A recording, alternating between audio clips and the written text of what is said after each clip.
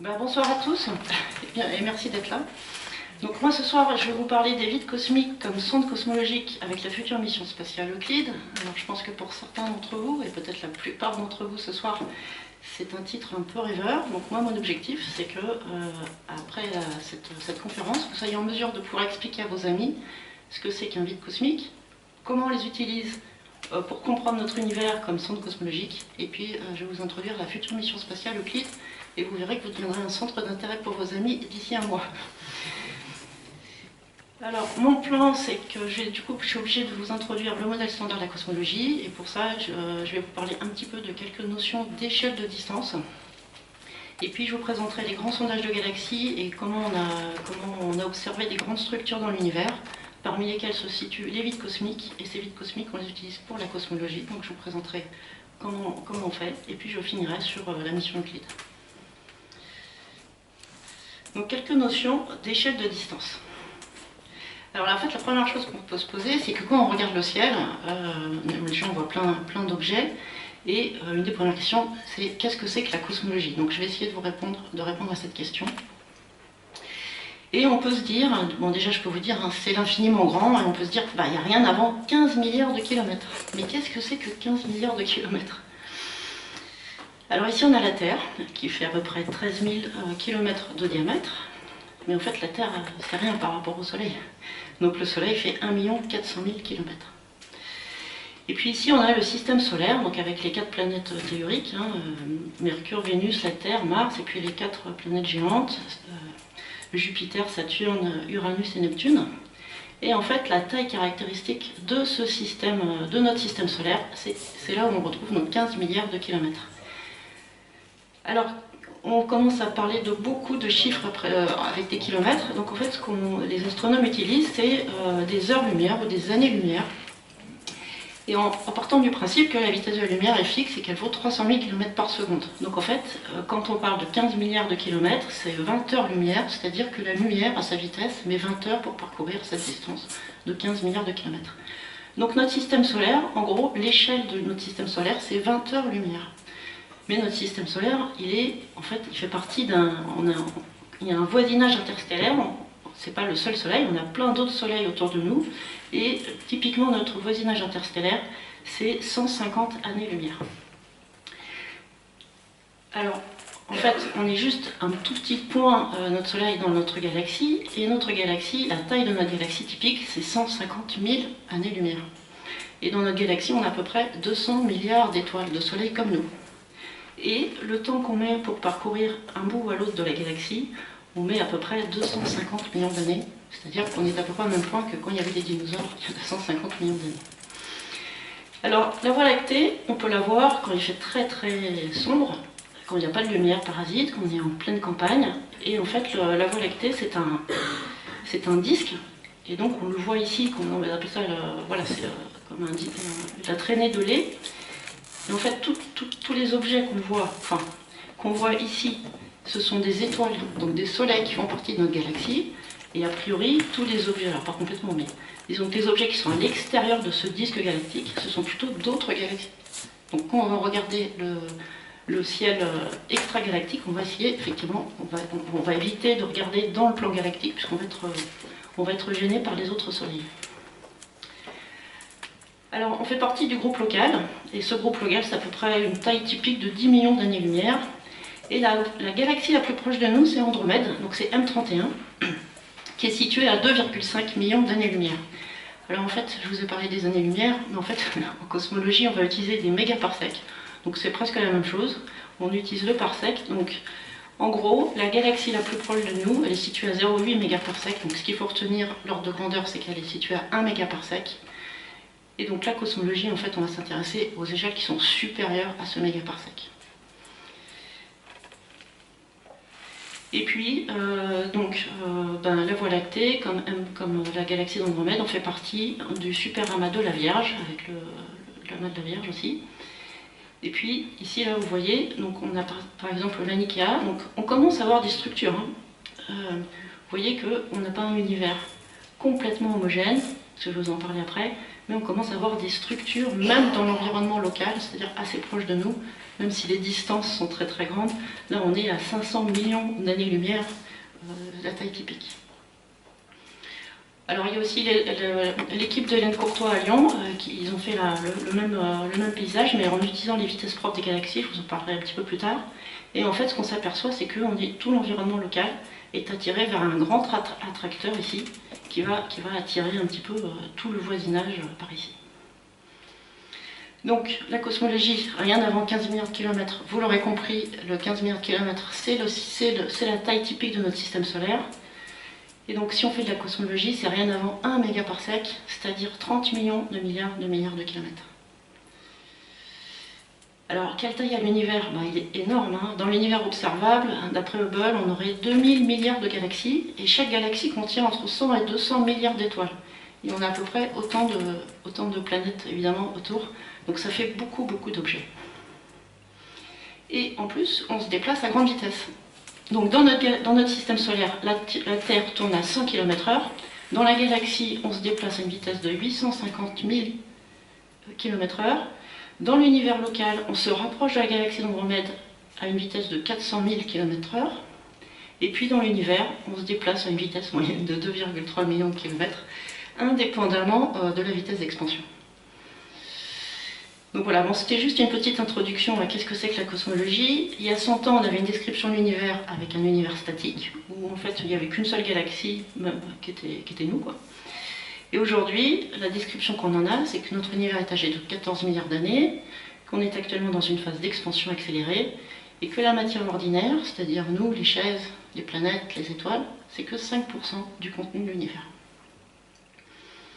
Ce qui me permet de vous introduire le modèle standard de la cosmologie, c'est-à-dire l'état de l'art de ce que nous connaissons aujourd'hui de l'univers. Alors la composition de l'univers, voilà, c'est 5% de matière ordinaire. Matière ordinaire, c'est protons, neutrons, électrons, muons. Et en fait, c'est tout ce qui compose les planètes, les étoiles. Ça, c'est toute la matière qu'on connaît. Il y a toutes les briques ici. Donc, les protons et les neutrons sont constitués de quarks. Donc les accélérateurs de particules vont étudier vraiment ces particules un petit peu plus. Et ça, c'est que 5%. Après, on a 25% de matière noire, c'est-à-dire qu'elle a les mêmes caractéristiques, les mêmes d'attraction gravitationnelle que la matière, mais ce n'est pas de la matière au sens où on la connaît. Et puis, on va avoir 68% d'une autre quantité qu'on va appeler énergie noire, et dont je vais vous parler un petit peu après. Ça, c'est le modèle standard de la cosmologie tel qu'on le comprend aujourd'hui. Il se met dans un cadre théorique qui est, il nous faut une théorie de la gravitation pour expliquer tout ça. Alors une théorie de la gravitation, c'est par exemple expliquer le mouvement des planètes dans notre système solaire.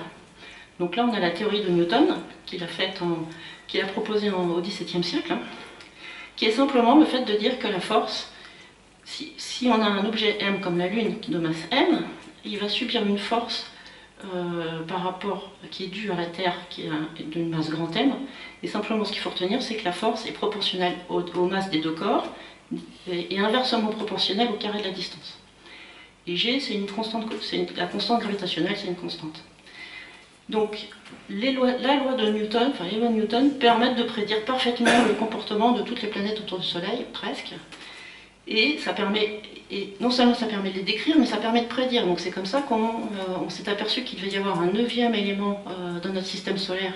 Et on a découvert Pluton en 1930 sur la base des prédictions que cette planète elle devait être à cet endroit-là. Et c'est ce qu'on a découvert en 1930. Depuis, Pluton a été reclassé en planète naine, mais c'est quand même, on a découvert cet astre grâce aux lois de Newton. Et on peut calculer, si on a des mouvements circulaires, on peut calculer la vitesse. Bon, je ne vais pas rentrer trop dans le détail, mais comme F égale ma, si vous vous souvenez un petit peu de vos cours de lycée, cette accélération, elle est proportionnelle avec carré, et on peut en déduire une expression de la vitesse de chaque corps, qui est simplement dépendant de la masse grand M, et inversement proportionnelle à la distance.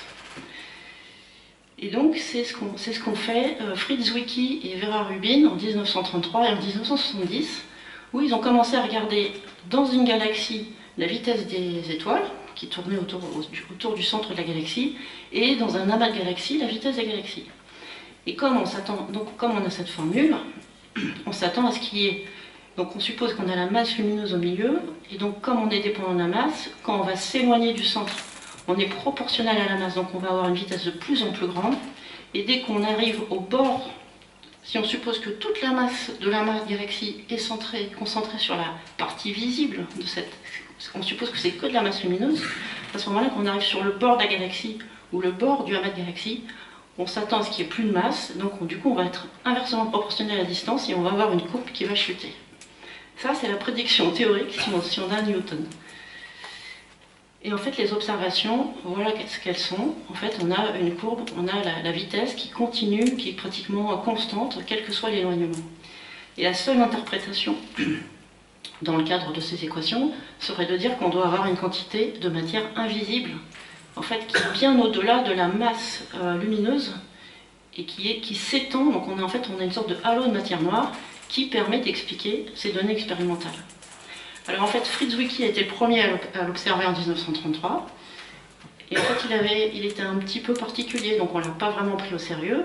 Il faut se rappeler que 1933, c'était la montée du nazisme, il y a eu la Seconde Guerre mondiale, et donc ces travaux, ils sont partis dans l'oubli. Et en fait, tout le monde a oublié après la guerre que Zwicky avait observé ça. Et il a fallu attendre 1970 avec Vera Rubin, qui a observé la même chose, mais à une autre échelle, elle l'a fait dans les galaxies. Et à ce moment-là, on a remis au goût du jour la découverte de la matière noire. La matière noire, c'est une quantité qui fait entre 3 et 10 fois plus importante que la masse stellaire dans notre galaxie. Donc c'est énorme. Alors, en fait, la matière noire, on l'appelle noire parce qu'on ne la voit pas, mais on devrait plutôt l'appeler transparente, parce qu'on ne la voit pas. Et on l'appelle noire aussi parce qu'elle est de nature inconnue, elle n'est pas constituée de quarks, de protons, etc. Et puis, il y a eu la relativité générale. Alors j'ai besoin de vous en parler parce que donc, la relativité générale, proposée par Einstein en 1915, c'est le fait de dire que la matière indique à un espace-temps autour comment se courber. Et du coup, cet espace-temps, en contrepartie, il indique à la matière et au rayonnement, c'est-à-dire aux photons, comment et par où bouger, comment se déplacer. Donc par rapport à la théorie de Newton, c'est complètement un autre paradigme, parce qu'en fait, il va expliquer les lois de la gravitation, pas par des forces, mais par une déformation de l'espace-temps. Donc fondamentalement, c'est une vision complètement différente. Mais par contre, la loi de gravitation de Newton, au premier ordre, en fait, elle est valable, enfin, c'est un premier ordre de la théorie de la relativité générale. C'est pour ça qu'on peut utiliser Newton pour les planètes. Alors Newton ne permettait quand même pas d'expliquer le périhélie de Mercure, donc c'était un vrai problème au début du XXe siècle. La relativité générale a permis naturellement, elle explique une précession de ce périhélie, et donc c'était une confirmation de la validation de la relativité générale. Et puis elle explique aussi les rayons lumineux. Et alors par exemple ici, donc en fait on a un quasar, donc c'est un objet très lointain, et on a un objet au milieu qui est très massif, et donc cet objet lumineux va déformer les courbes de lumière qui proviennent du quasar lointain. Donc d'une part on va observer 4 fois le même objet, donc c'est pour ça qu'on appelait ça aussi un mirage gravitationnel, c'est-à-dire qu'en fait on a un objet au loin, mais en fait on va l'observer en plusieurs fois. Donc non seulement ça confirme la relativité générale, mais c'est aussi du coup un outil qu'on utilise pour déterminer la masse entre le quasar qui est très loin et nous observateurs. Voilà. Donc, et ça confirme la présence de matière noire dans notre univers. Et donc Einstein, il propose sa relativité générale, donc qui est une équation dont je ne vous détaillerai pas ici. Ce qu'il faut retenir, c'est que, comme je vous l'ai dit, c'est que la géométrie de l'espace-temps en fait, est égale au contenu en matière et en énergie, puisqu'en fait, c'est simplement l'espace-temps est déformé en fonction du contenu en matière et en énergie dans l'espace. Le problème, c'est que pour résoudre ces équations, en fait, ce sont 10 équations, parce que les petits coefficients mu nuls, ils vont de 0 à 4, mais du coup, ça fait un système de 10 équations indépendantes, différentielles, et la seule façon de les résoudre, c'est de faire une hypothèse, qui est ce qu'on appelle le principe cosmologique. Donc, on suppose que l'univers est homogène et isotrope. C'est-à-dire qu'on suppose que quel que soit l'endroit où on est dans l'univers, on aura exactement les mêmes propriétés, quel que soit où on se déplace et dans quelle direction on regarde. Et comme Einstein était quelqu'un qui aimait beaucoup la symétrie, il a dit ok, alors dans ce cas, si on se met dans un univers homogène spatialement et qu'on est dans un espace-temps, ben, ce que j'aimerais bien, c'est que l'univers il soit homogène dans le temps, c'est-à-dire qu'il soit statique, stationnaire, qu'il ne bouge pas en fonction du temps. Or le problème, c'est que son équation, si on suppose que l'univers est composé que de matière, et un petit peu de rayonnement, mais le rayonnement en fait il est négligeable par rapport à la matière, cette équation, il n'y a que deux solutions. Soit l'univers est déjà en expansion, et si on n'a que de la matière, il continue à être en expansion. Soit l'univers il est au départ statique, ce que vaudrait Einstein, mais si on n'a que de la matière, il va finir par se recontracter, puisque la matière est gravitationnelle et attire, et donc on a l'attraction qui fait que l'univers se contractera. Donc la façon qu'a imaginé Einstein pour avoir un univers statique, ce qu'il aurait voulu, c'est qu'il a introduit une constante cosmologique. Et la constante cosmologique, elle est mise du côté de la géométrie de l'espace-temps. Et donc ça lui permet, cette constante lui permet de contrebalancer la force gravitationnelle de toute la matière qui est dans l'univers. Le problème, je vais vous en parler juste après, c'est que 10 ans plus tard, on a mis en évidence l'expansion de l'univers. Et si l'univers est en expansion et qu'il n'a que de la matière, alors on n'a plus besoin de constante cosmologique. Donc Einstein a enlevé sa constante cosmologique. Et il a dit que c'était la plus grosse erreur de ma vie de mettre ça. Et effectivement, en 1929, il y a Hubble et Lemaitre, indépendamment, qui découvrent qu'ils mettent en évidence cette relation, V égale à G rho d. Ça veut juste dire que plus les objets sont loin, à une distance d, plus ils vont vite, la vitesse. Et la seule façon d'expliquer que plus les objets sont loin, plus ils vont vite, c'est qu'en fait, l'univers est en expansion. Donc c'est comme si on était, nous, sur un ballon de baudruche, on est à 2 dimensions, on a une petite fourmi qui se balade sur la surface du ballon. Donc on est bien à 2 dimensions, le ballon il se trouve à 3 dimensions. Et par exemple, on trace 2 points n'importe où sur le ballon, quand on va souffler dans le ballon et on va le faire grossir, quels que soient les 2 points qu'on a tracés sur le ballon, la distance entre ces points va augmenter. Donc c'est pas le mouvement des galaxies. Les galaxies ne bougent pas vraiment dans l'espace, c'est l'espace lui-même qui enfle. C'est ça ce qu'on appelle l'expansion. Et puis en 98, il y a eu une révolution en cosmologie qui était, on a observé les supernovas, et donc on se met dans un univers en expansion, et en fait on s'aperçoit qu'elles sont moins lumineuses que ce qu'on attendrait si on n'avait que de la matière. Et la seule possibilité pour expliquer ça, c'est que l'univers non seulement est en expansion, mais est en expansion accélérée. Donc ça c'est la découverte de Perlmutter, Brian Schmidt et le troisième, Adam Riess. Donc ils ont eu le prix Nobel en 2011. Donc c'était 2 équipes indépendantes. Et cette énergie noire, dont je vais vous parler un petit peu, en fait elle est interprétée comme la constante cosmologique. Ce qui veut dire que dans les équations d'Einstein, maintenant, en fait on a la géométrie de l'espace-temps, et puis on a la matière, et puis on a cette constante cosmologique du coup qu'on a fait passer de l'autre côté, qui est plutôt une composante d'énergie qui va jouer le même rôle, enfin un rôle différent de la matière, mais qui va jouer son rôle. Alors la constante cosmologique, donc on l'appelle lambda, c'est historique, parce que c'est comme ça qu'Einstein l'avait introduite. Et c'est toute la question en cosmologie, c'est qu'est-ce que c'est que cette constante cosmologique? Est-ce que c'est une énergie du vide? Parce que le vide a un petit peu d'énergie, donc ça permet, dans le vide on peut avoir des créations, annihilations de paires quark-antiquark.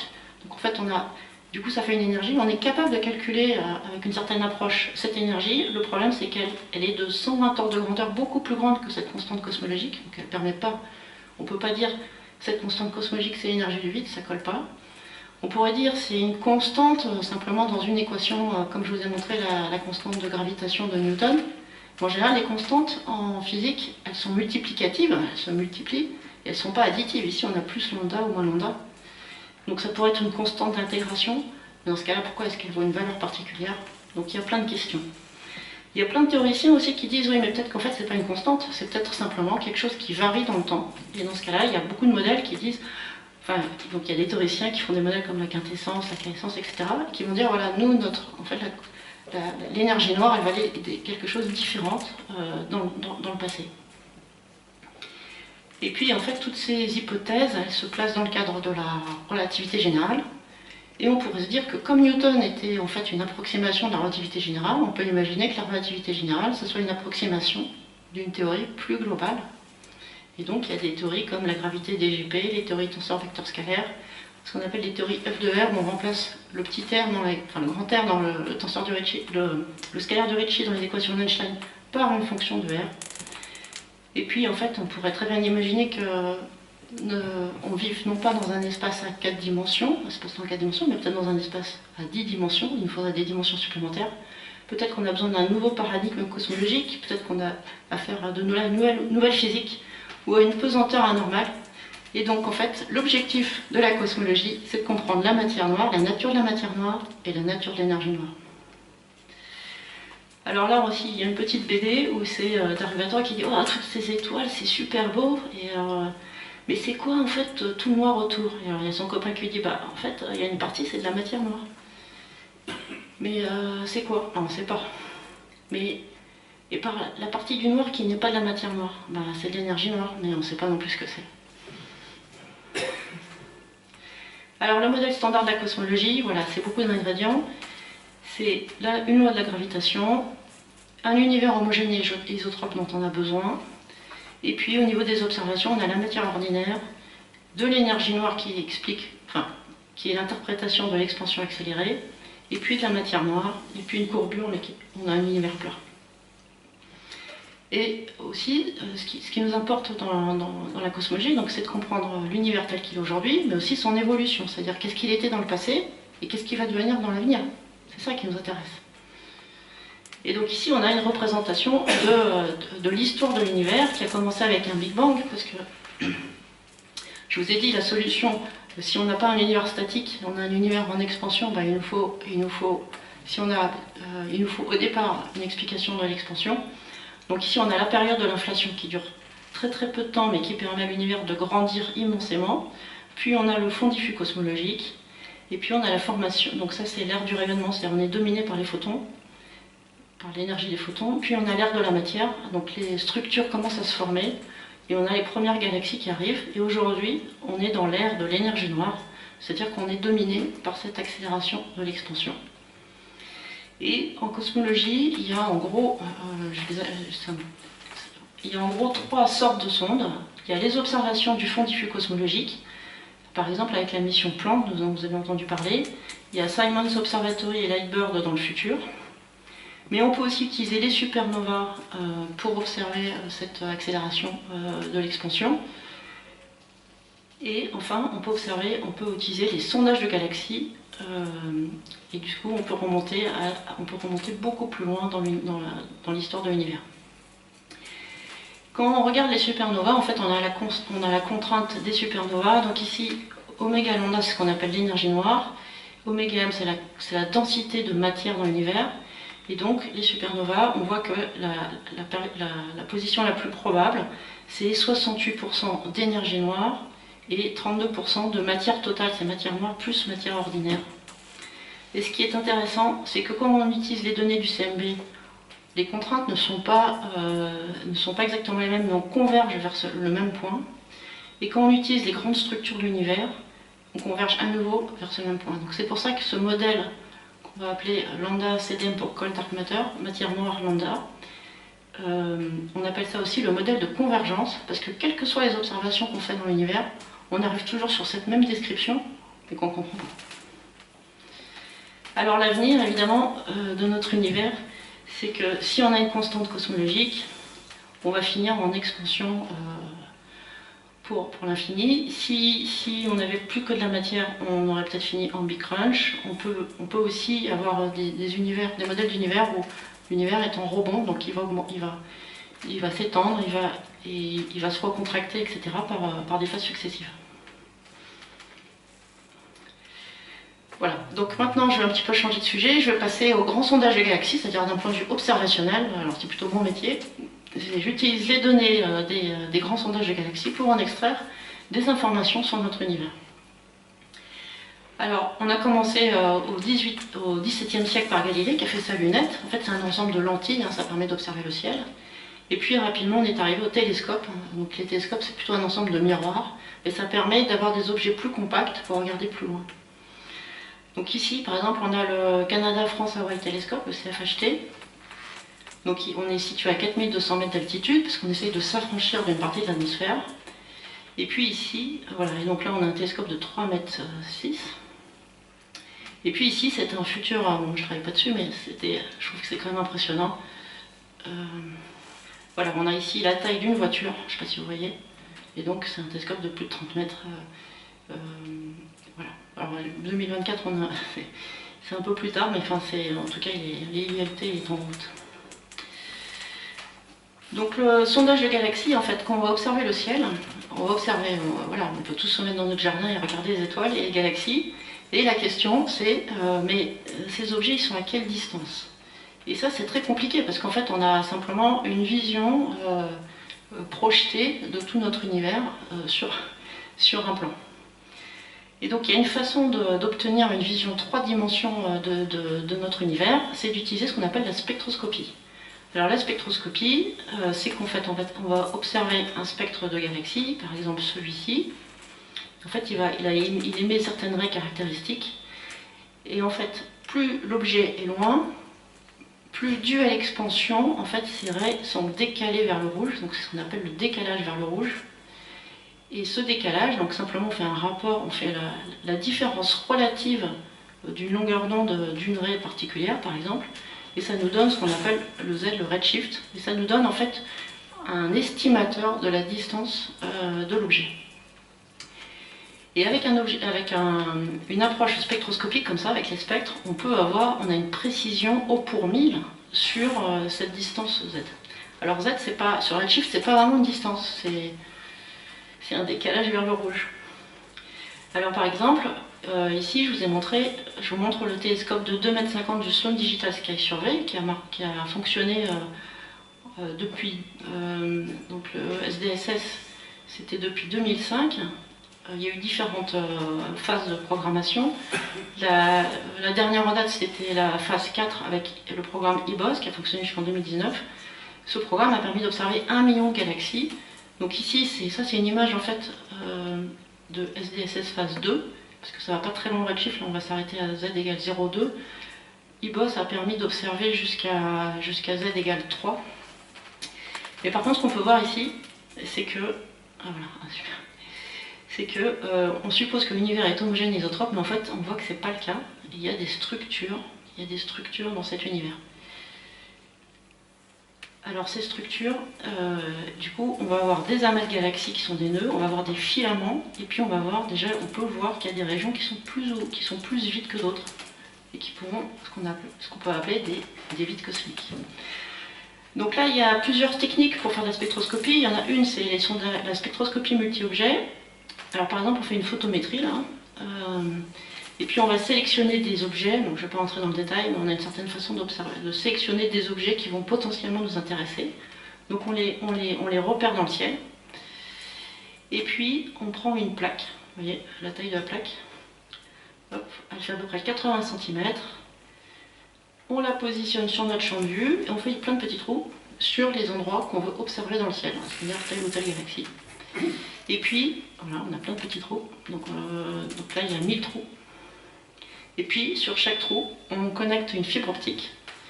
Et sur chaque fibre optique, on l'envoie à un spectrographe. Et du coup, on obtient la mesure du spectre de chacune de ces 1000 galaxies. Donc en une nuit, en fait, on va passer 5 ou 6 plaques. Et donc on va observer 5 à 6 000 objets comme ça. Et le nouveau sondage, c'est le Dark Energy Spectroscopic Instrument. Donc c'est un petit peu la suite de celui d'avant, la SDSS. Celui-là, il fait 4 mètres c'est un miroir de 4 mètres. Et on est passé de 1000 fibres à 5000 fibres. Et alors là, l'avantage, donc là, c'est une image du télescope. Et c'est que ça se positionne maintenant, c'est automatique.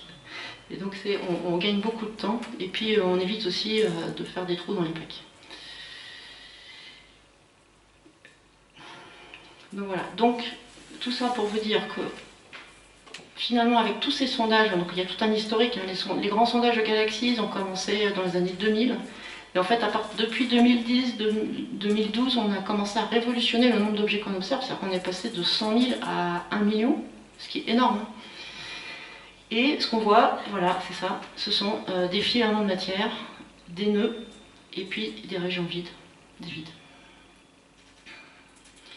Et là, par exemple, on voit, alors en plus, plus on va observer loin dans l'univers, plus on va observer dans le passé, parce que le temps que la lumière a mis, quand on va observer un objet qui est situé à 8 milliards d'années-lumière, en fait, comme sa lumière a mis 8 milliards d'années à nous parvenir, en fait, on voit l'univers tel qu'il était il y a 8 milliards d'années. Donc en fait, c'est pour ça qu'on dit qu'on regarde dans le passé, mais Donc et ça permet, après on fait des simulations et on compare nos simulations avec nos observations.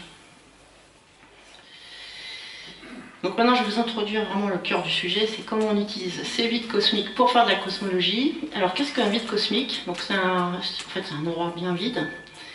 Et par exemple, donc ici on a le fond diffus cosmologique, je ne sais pas si vous connaissez le fond diffus cosmologique, c'est l'image qu'on a, c'est une empreinte d'il y a 400 000 ans après le Big Bang, et c'est la première image qu'on peut avoir. Et cette image, elle est parfaitement à une température parfaitement constante, parce que c'est le moment où les photons se sont combinés. Enfin, il y a eu la recombinaison, donc les photons, c'est devenu transparent aux photons, donc on a cette image. Et en fait, on a des variations, donc la température, elle vaut 2,73 Kelvin, mais il y a des petites fluctuations à 10-5 Kelvin qu'on voit ici, et donc, donc ça c'est la carte de Planck. Et en fait, dans le modèle standard de la cosmologie, on voit déjà que 400 000 ans après le Big Bang, on a déjà des régions de surdensité, de sous-densité de matière. Donc ici, c'est des surdensités de température et des sous-densités de température. Mais on suppose que les régions de surdensité de température, ce sont déjà des régions de surdensité de matière, et c'est ce qui ont donné naissance aux galaxies. Et donc aussi une hypothèse, ça serait de dire que les régions de sous-densité de matière, c'est ce qui ont donné naissance au vide. Donc on aurait des régions, des points chauds, qui seraient la naissance des galaxies, ou des amas de galaxies, et puis des points froids, qui serait plutôt ce qui a donné émergence au vide. Alors qu'est-ce que c'est qu'un vide cosmique? C'est une région vide en matière qui a une taille d'environ 5 à 150 mégaparsec. Donc je ne sais pas si vous vous souvenez, mais la taille, par exemple, de la galaxie la plus proche de nous, c'est 1 mégaparsec.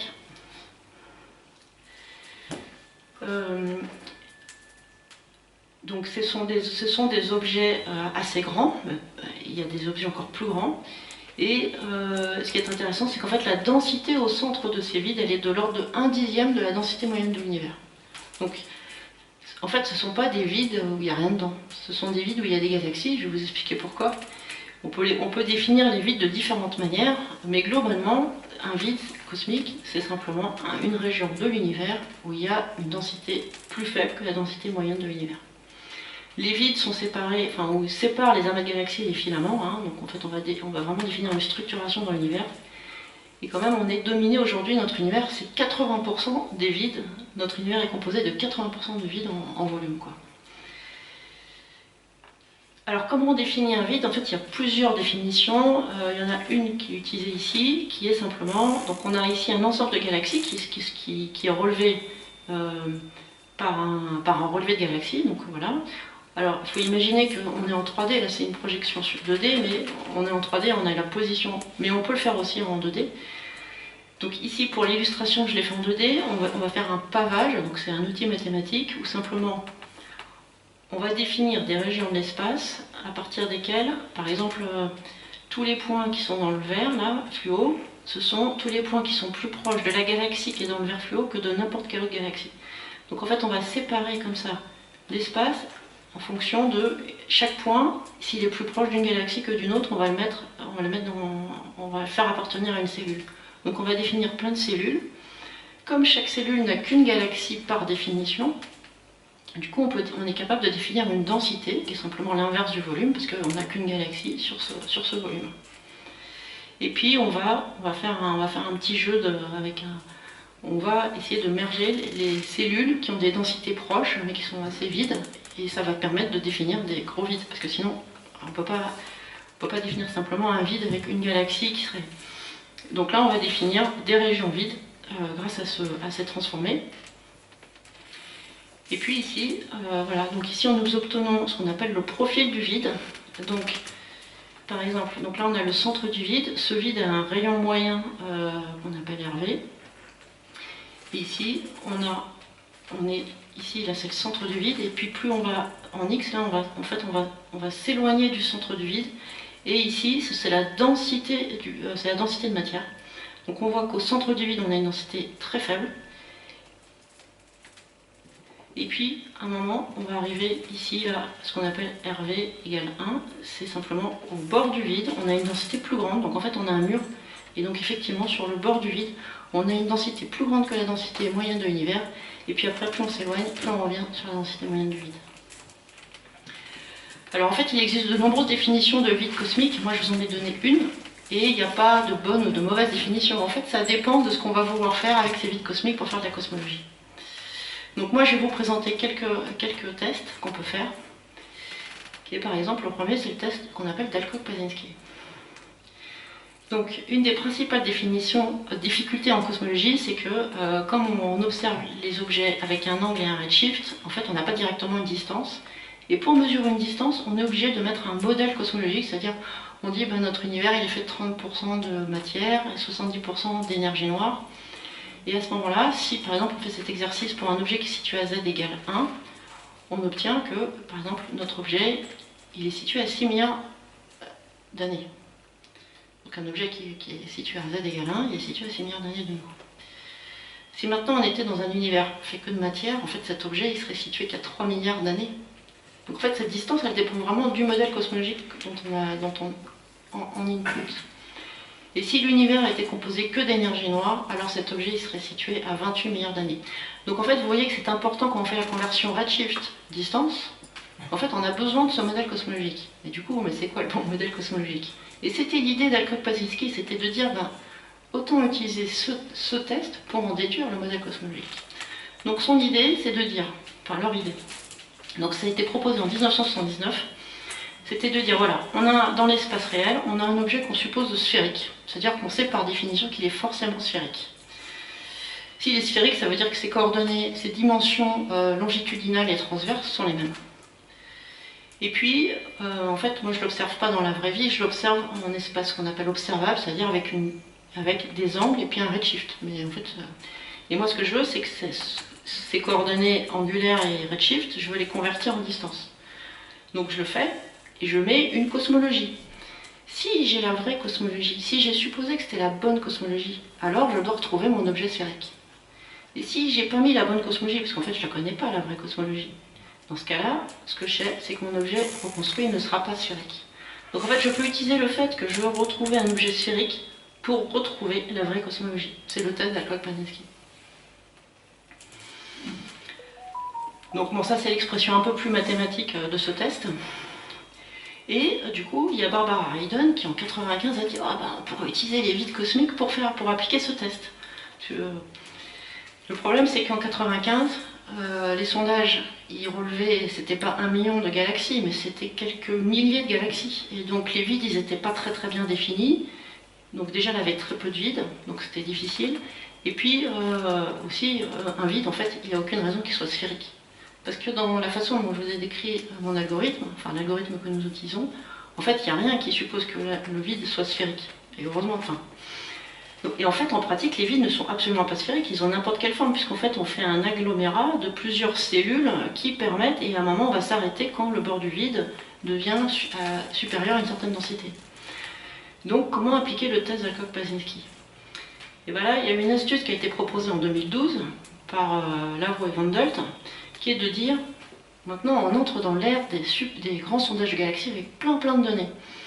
Et donc, si on est avec le principe cosmologique, si on est dans un univers homogène et isotrope, même si individuellement un vide peut avoir n'importe quelle forme et avoir une direction privilégiée, en fait, si j'en prends plein, en moyenne, ils doivent être sphériques, parce que je suis dans un univers homogène et isotrope.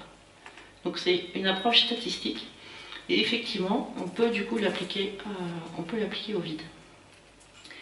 Alors le problème de ces études, c'est que les galaxies ont aussi des vitesses propres, se déplacent. Par exemple, nous on va vers la galaxie d'Andromède, et en fait cette vitesse elle va perturber la mesure du redshift et donc la distance.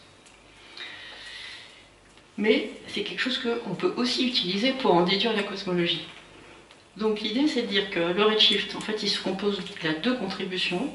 Il y a la contribution qui est liée à l'expansion de l'univers, qui est vraiment simplement la dilatation de l'espace lui-même. Et puis il y a le fait que notre galaxie, enfin n'importe quelle galaxie, peut avoir une vitesse propre. Et c'est la contribution de la vitesse propre selon la ligne de visée, seulement cette petite contribution, elle va influencer la mesure du redshift, et là c'est un effet Doppler. Donc en fait, Ça veut dire qu'on va mesurer un redshift plus faible si la galaxie elle se rapproche de nous et plus grand si elle s'éloigne de nous. Et il y a deux contributions. Il y a une contribution où les vitesses sont aléatoires, donc c'est aux petites échelles. Donc typiquement, nous vers Andromède, c'est une vitesse aléatoire. Donc on se rapproche d'Andromède, on aurait pu s'éloigner. Et par contre, il y a une autre contribution qui est le fait que toutes les galaxies, même si on a des petits mouvements propres les uns par rapport aux autres, on va tous vers un grand attracteur que je vous ai montré tout à l'heure dans la Nikea.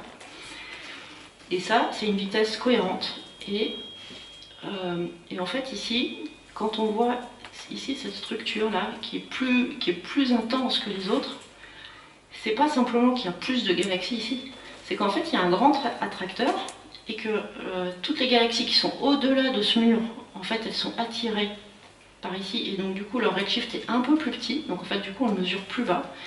Et les galaxies qui sont situées en dessous, en fait, elles sont aussi attirées par ce grand attracteur, et donc elles vont avoir une vitesse qui est un peu plus grande que leur vraie vitesse, que leur vraie position. Mais nous, comme on mesure le redshift, du coup, on va la positionner sur notre carte tridimensionnelle un peu plus haute, et du coup, ça intensifie en fait les structures. Simplement dû aux vitesses péculières, c'est pas vraiment là où elles sont en fait. Mais ce qui est intéressant, c'est que ces mouvements cohérents, ça nous donne une information sur la gravité, sur les lois de la gravitation qui régissent en fait la formation des grandes structures. Et en particulier, on est capable de calculer ce qu'on appelle le taux de croissance des structures, qui dépend de la densité de matière à une puissance gamma. Et gamma, en relativité générale, il est prédit à 0,55. Et si on mesure une déviation par rapport à ce gamma, ça veut dire que la relativité générale, enfin c'est peut-être une autre loi de la gravitation que celle-ci. Et donc l'étude des vitesses propres est un outil très très puissant pour aller tester si la relativité générale est valide ou pas. Alors on peut le faire aussi avec les vides cosmiques. Et donc on utilise, bon je ne vais pas rentrer dans les détails, je ne sais pas pourquoi. Donc on utilise en fait, là voilà, ça c'est le profil de densité et ça c'est la variation en fonction de la vitesse. On fait un rapport entre ces deux quantités et on obtient ici c'est le taux de croissance des structures en fonction du redshift, donc en fonction du Z, et la courbe en plein c'est le modèle standard de la cosmologie. Donc bon, il y a deux choses qu'on peut voir, enfin en fait il y a trois choses. La première chose c'est que toutes nos mesures sont compatibles avec le modèle standard de la cosmologie lambda CDM. On ne mesure pas de déviation. La deuxième chose c'est quand même que alors oui aussi, que les mesures faites avec les vides cosmiques, qui sont les trois traits, enfin il y en a plusieurs, c'est tout ce qui est plein par rapport à vide, non c'est l'inverse, elles sont compatibles avec les mesures standards faites avec les galaxies. Et la troisième conclusion, c'est que les barres d'erreur sont encore vachement importantes, et qu'en fait c'est très difficile de voir une déviation par rapport à la relativité générale. Et donc c'est pour ça qu'il faut aller plus loin et avoir beaucoup plus d'objets observés.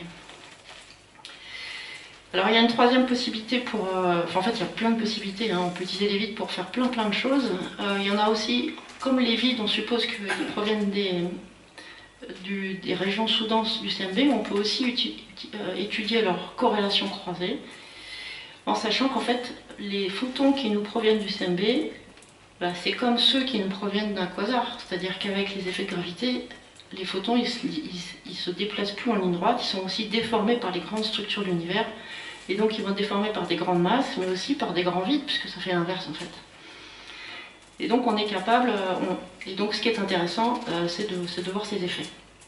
Alors il y avait une étude qui avait été faite, donc ici c'est la carte de WMAP, c'est-à-dire avant Planck, c'était la carte américaine, qui avait détecté ce qu'on appelle le cold spot, donc c'est un point froid, c'est-à-dire que c'était un point qui était statistiquement pas compatible avec simplement des fluctuations à 10-5 homogènes. Et l'idée c'est de dire soit ce point froid il révèle qu'il y a un problème, enfin qu'il y a quelque chose de nouveau dans la physique du CMB, soit une idée c'était de dire mais peut-être que les photons issus du CMB ils ont traversé des grandes régions vides et ça les a rendus encore plus froids. Donc parce que, en fait, quand la lumière traverse un grand vide, donc là on a des super vides, hein, là ce sont des vides de 500 mégaparsecs ou même plus, Du coup, en fait, le photon va traverser le vide, il va perdre de l'énergie. Et si on était dans un univers simplement statique, quand il arrive au milieu du vide, après il revient, il traverse la seconde moitié du vide, donc il se rapproche à nouveau des régions surdenses, et donc il va reprendre de l'énergie, et donc à la fin, normalement il n'a rien perdu.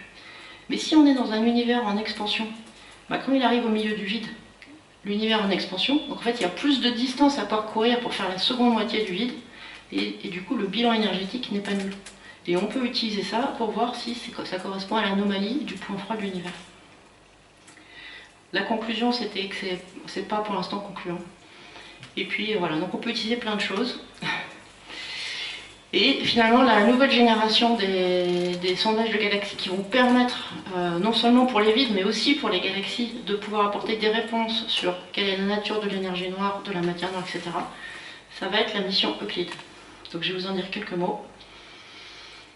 Donc en fait, Euclide, c'est un satellite qui a 2 sondes primaires, donc ce qu'on appelle le Galaxy Clustering, ou les vides cosmiques. Donc l'idée, c'est de mesurer le redshift des galaxies pour obtenir leur position précisément. On fait une cartographie 3D et on étudie leur distribution, et ça nous contraint l'énergie noire. Par exemple, avec Euclide, donc ici on aura le taux d'expansion de l'univers en fonction du redshift. Donc ici, les points orange, ce sont les points actuels. On a la courbe orange qui est le modèle standard de la cosmologie, et on espère avec Euclide avoir une précision telle qu'on soit capable de discriminer entre la relativité générale ou d'autres modèles alternatifs. Et puis Euclide, donc, il va faire aussi une autre chose qui va faire le cisaillement gravitationnel. Donc c'est comme l'effet de l'anti-âge gravitationnel, mais on va pas voir plusieurs objets, on va simplement voir que les galaxies sont déformées. Et la façon dont ces galaxies sont déformées nous renseigne sur la répartition de matière noire entre ces galaxies et nous. Et donc ça permet de faire une cartographie de la matière noire. Donc Euclide, voilà, donc là on a le satellite avec un bouclier qui protège les instruments, et derrière ce sont des panneaux solaires. C'est un satellite qui a été fait par Thales Alenia Space, il fait 2 tonnes, il fait 4,7 mètres de hauteur et 3,7 mètres de diamètre. Et c'est un miroir de 1,2 m, et en fait il y a 2 instruments. Il y a l'instrument NISP ici, dont je vais vous parler un petit peu, enfin pardon ici, et l'instrument VIS. Donc le NISP c'est un Le NISP c'est un spectrophotomètre dans l'infrarouge. Alors c'est pas très joli comme ça, mais c'est quand même enfin, envoyer un instrument tel quel dans l'espace, c'est vraiment un gros défi. C'est à la fois un photomètre, donc il a 3 bandes dans le proche infrarouge, plus plusieurs grismes, donc c'est un spectrophotomètre. Et la particularité, c'est que le plan focal ici, donc ce sont des CCD dans l'infrarouge, 2000 x 2000, on a 16 détecteurs de 2000 x 2000 pixels, donc ça fait 64 millions de pixels, donc c'est la plus grosse caméra infrarouge jamais lancée dans l'espace. Et l'objectif du NISP, c'est d'observer 50 millions de spectres de galaxies. Donc tout à l'heure, je vous ai parlé de SDSS, c'était 1 million, et là aujourd'hui on arrive à 50 millions. Et puis il y a l'imageur VIS, qui lui est dans le visible. Alors depuis Marseille, sa précision lui permettrait de détecter une mouche posée sur un ballon de foot à Paris. Vous voyez, c'est 36 CCD avec 600 millions de pixels et un plan focal refroidi à 140 Kelvin. Et là, c'est la seconde plus grande caméra visible envoyée dans l'espace après Gaïa. Et là, on s'attend à faire l'image de plusieurs milliards d'objets. Et puis, souvent on parle du 3e instrument d'Euclide. En fait, c'est ce qu'on appelle le ground segment, c'est-à-dire le segment sol d'Euclide, tout le traitement des données. Il y aura 170 millions de gigaoctets de données traitées. Il faut savoir que la contribution française à Euclide, c'est 30%. Après, il y a les Italiens qui ont 30%, et après le reste se répartit entre les différents pays. Donc on a une très très grosse contribution. Il faut savoir que toutes les données qui vont arriver du satellite, elles vont être distribuées indépendamment sur n'importe quel centre du consortium. Hein. Donc en France, c'est le CCI N2P3, c'est le centre de calcul IN2P3, mais il y a tous les pays, et c'est transparent, quel que soit l'endroit. Si vous êtes intéressé pour savoir comment sont traitées les données Euclide, il y a une série de vidéos, il me semble qu'il y en a Il y en a une petite dizaine qui vous expliquent les différentes étapes du traitement des données. Et puis Euclid, donc c'est un projet européen de l'ESA. Le PI, enfin le principal investigateur d'Euclid, c'est un Français, le COLID aussi, c'est un Français. Donc il y a une grosse contribution française, et la France était principalement impliquée sur le NISP. Le LIS, c'était plus une contribution anglaise. Et le segment seul, c'est un peu tout le monde, mais c'est avec un lead italien.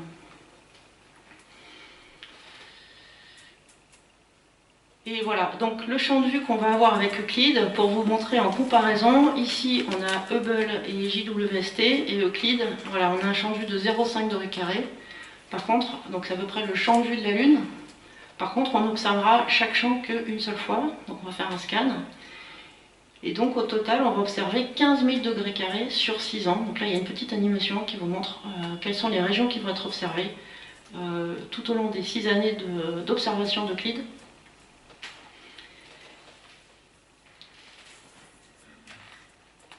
Et évidemment, il y a des régions que nous n'observons pas, qui sont le plan galactique, vous l'aurez reconnu, et il y a aussi le plan écliptique, qui est le plan du Soleil, enfin le plan du système solaire. Donc c'est difficile d'observer dans ces régions-là, parce que c'est... Et donc on va observer vraiment tout le ciel. 15 000 degrés carrés, c'est peut-être à peu près 36% du ciel, mais en fait c'est pratiquement tout le ciel observable pour faire de la cosmologie, c'est-à-dire tout le ciel extragalactique. Alors pour ça, on va se placer sur une orbite qu'on appelle le point de Lagrange L2, donc on est à 150 millions de kilomètres, non, on est à 1,5 million de kilomètres de la Terre. Ici, vous avez des images qui ont été prises en février-mars à Thalescan, donc c'était les derniers tests, voilà. Moi je suis là. J'étais qu'en visite, hein, j'ai pas... Après, il a été mis dans un conteneur, il a pris le bateau, il a traversé l'Atlantique, il est arrivé à Cap Canaveral en Floride le 1er mai 2023. Et donc, en fait, Euclid devait être lancé par Soyouz, et dû à la guerre en Ukraine, on était sur un backup avec Ariane.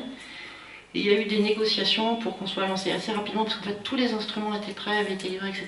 Et donc, on a négocié pour avoir un lanceur SpaceX. Donc finalement, on va être lancé par une Falcon 9 SpaceX à Cap Canaveral. Et donc la date de lancement, c'est la première quinzaine de juillet, là, dans un mois. Euclid va mettre un mois pour atteindre le point de Lagrange L2, avec plein de tests pendant le transfert. Il y aura 2 mois après pour vérifier toutes les performances des instruments. Et puis les démarrages des opérations sciences, ça va débuter en octobre 2023. Donc pour 6 ans, c'est un télescope européen, je pense que vous allez en entendre parler, enfin en tout cas j'espère.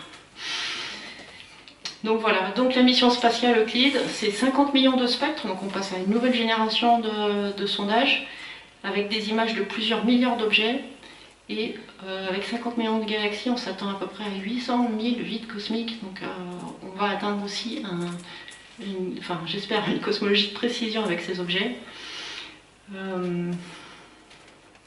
Et j'espère qu'on va pouvoir résoudre effectivement, est-ce que le modèle Lambda-CDM est toujours correct, ou est-ce qu'on a besoin de faire appel à une loi de gravitation modifiée.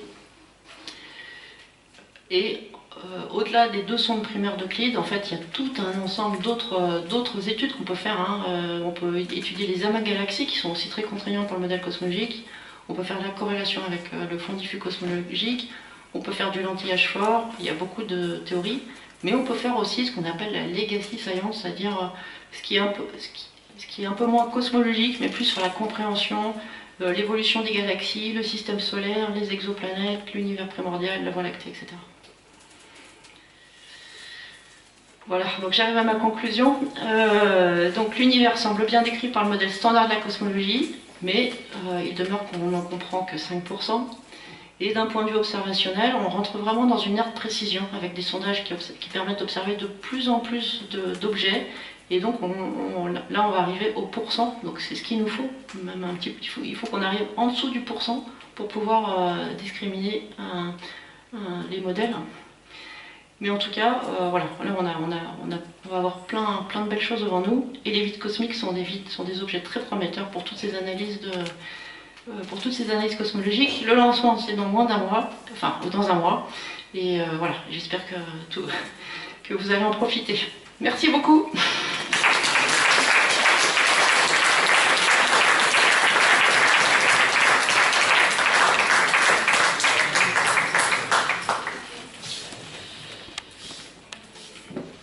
Je vais vous monter le son, j'ai peur du harcèlement, je vais le baisser un peu.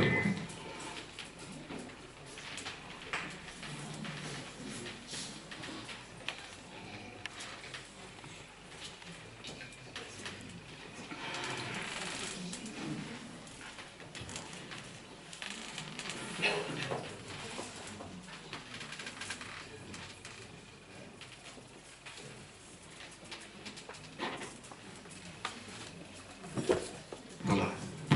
Donc en baissant un peu le son, il y aura peut-être moins d'effet Larsen, donc inaudible. Avez-vous des questions? Donc, après un exposé assez hard, je pense, assez chaud, est-ce que... Vous parliez d'Euclide sur le point de Lagrange 2, sur le deuxième point, qui est aussi, je crois, là où se trouve James Webb. Ça pose pas de problème, il y a cette place. Ouais, en fait, il tourne en orbite autour de L2, donc en fait, du coup il y a pas mal de l'ordre aussi dans L2, donc du coup, il y a assez de place pour tout le monde. En fait, ils ne sont pas vraiment L2, c'est vraiment en orbite autour.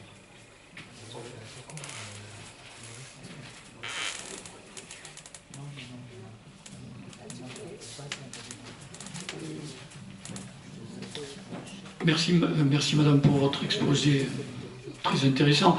Je suis toujours impressionné a priori par la quantité astronomique, passez-moi le jeu de mots, de données qui vont être reçues sur Terre par cette mission, malgré qu'il y ait de nombreux centres, notamment européens. Combien peut durer le dépouillement de toutes ces données? Alors l'objectif c'est quand même d'aller assez vite parce que après la collaboration, le consortium travaille sur le traitement des données depuis 10 ans maintenant pour que tout soit prêt au moment du lancement. Comme on est une mission ESA, on a il y a ce qu'on appelle des data release, c'est-à-dire qu'on met à disponibilité, on rend public nos données au bout d'un certain temps. Donc pendant les 6 années, là, il va y avoir trois mises à disposition des données publiques et il faut que nous, on ait le temps de faire nos analyses avant que les données soient publiques, parce que sinon tous les gens qui ne font pas partie de la collaboration peuvent prendre les données et faire les mêmes analyses que nous. Donc il y a tout un défi pour aller assez vite dans l'extraction. Enfin, parce qu'effectivement, les données elles arrivent d'une manière assez brute. En fait, on descend les images et des spectres. Donc il faut extraire les spectres, il faut extraire les redshifts. Et après, il faut faire des analyses cosmologiques qui sont assez gourmandes en calcul. Mais l'objectif, c'est que quand on rend les données publiques, que les analyses soient faites. Donc la première data release, ça sera... Les premières observations pour la science vont commencer en octobre 2023. A priori, la première data release, ça sera fin 2024 ou 2025 à peu près. Donc il faut qu'en moins de 2 ans, on arrive à extraire toutes ces données et à faire les analyses cosmologiques. Mais ça, sinon on ne lancerait pas. Et on n'est pas un des projets les plus gourmands, alors peut-être en quantité de mémoire, on n'est pas un des projets les plus gourmands.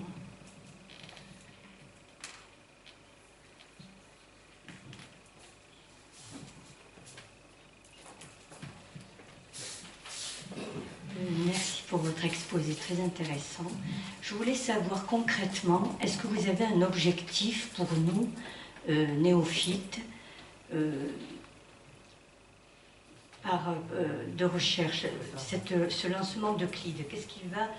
Est-ce qu'on a un objectif concret qui va nous apporter quelque chose à nous humains?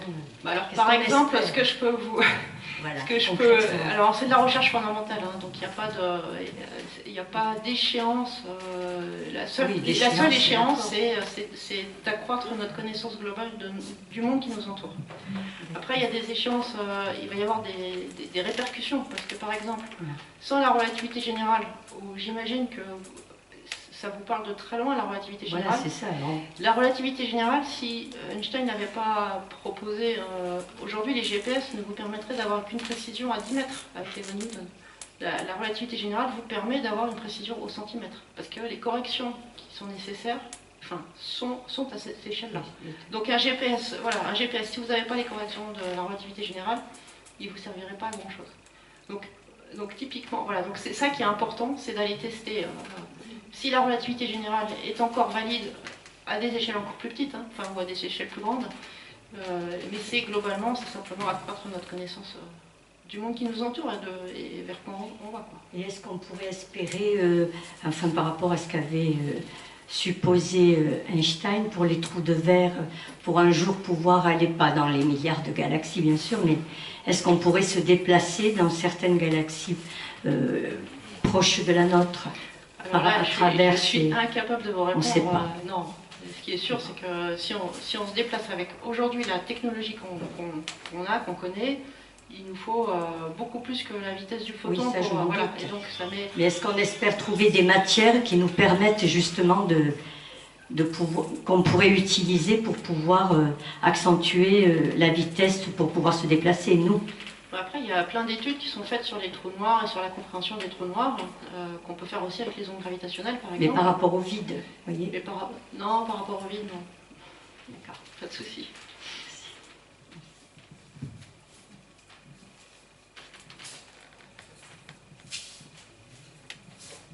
Y a-t-il d'autres mains levées? Je crois que... En tout cas, je vous encourage, il y aura certainement des retransmissions organisées par l'ESA, parce que c'est un projet qui est vraiment très porté par l'ESA. Donc début juillet, voilà, stay tuned comme on dit. Il y aura probablement aussi plein d'interviews de scientifiques. Donc voilà, c'est aussi l'occasion de découvrir, et pas simplement la cosmologie, Euclide permet de faire plein d'autres choses aussi, même si c'est une mission dédiée. Merci beaucoup, Jean-Jacques.